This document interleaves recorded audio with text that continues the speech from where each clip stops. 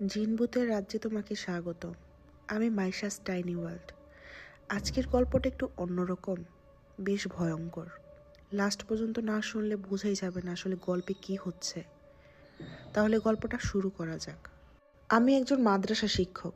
আমার দাদা ও পরদাদার বংশ পরম্পরায় সবাই ছিলেন তান্ত্রিক ও কবিরাজ। আজ আমার জীবনের অন্যতম এক ভয়ঙ্কর ঘটনা শোনাবো আমি।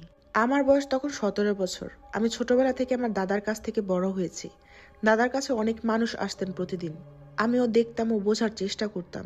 দাদার বিভিন্ন ক্রিয়া সচক্ষে দেখতাম। আমাকে দাদা বিভিন্ন তান্ত্রিক ক্রিয়া ও মন্ত্রের ব্যবহার শিখাতেন। আমি ছোট মনে স্বাভাবিকভাবে নিতাম। আমার দাদার থাকার রুমের বর্ণনাটা দেই।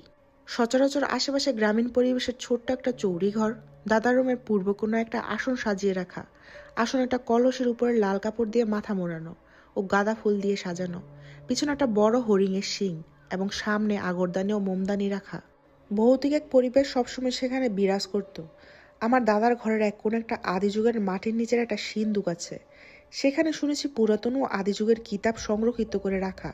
দাদা আমায় একদিন ডেকে মাটির নিচ থেকে একটা কিতাব বের করে দেখালো, যা দেখে আমি হতভম্ব হয়ে পড়লাম।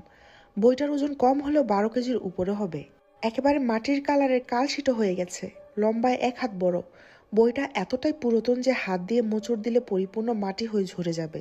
আমার দাদা সেই বই থেকে 22টা পেজ উল্টিয়ে আমাকে একটা বিষয় দেখালো। বিষয়বস্তু ছিল মানুষের মাথা জাগানোর তন্ত্রবিধি। আমি আবছা আলোয় বইটার নামটা দেখেছিলাম। আমার দাদা আমাকে একটা চশমা আনতে বললেন। তখন সেখানে নিয়ম দাদার মুখ থেকে সুন্দরভাবে শুনলাম। পরিপূর্ণ নিয়ম শোনার পর দাদা আমায় বললেন, বয়স তো হয়ে এলো নাতি, 72 বছর। এই বয়সে এই তন্ত্রটা করে দেখি, আয়।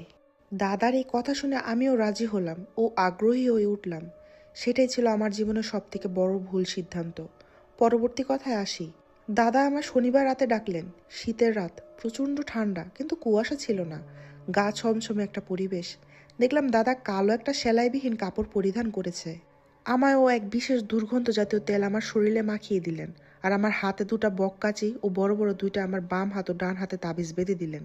এরপর দাদা কাঁধে একটা কোদাল নিয়ে অজানা এক রাস্তায় হাঁটা শুরু করলেন। আমিও হাঁটছি দাদার পাশে পাশে। কিছুক্ষণ হাঁটার পর রাস্তায় চলার পথে প্রচণ্ড শীতে কিছুটা গরম অনুভব করলাম। এ জায়গায় তেমন শীত নেই, তবে একটা বিচ্ছিরি দুর্গন্ধ বেশি আসছে। আমি কোনো কিছু বুঝে ওঠার আগেই হঠাৎ দাদা মাটিতে ধাক্কা দিয়ে শুয়ে দিলেন। দাদাও রাস্তায় লুটিয়ে পড়লেন।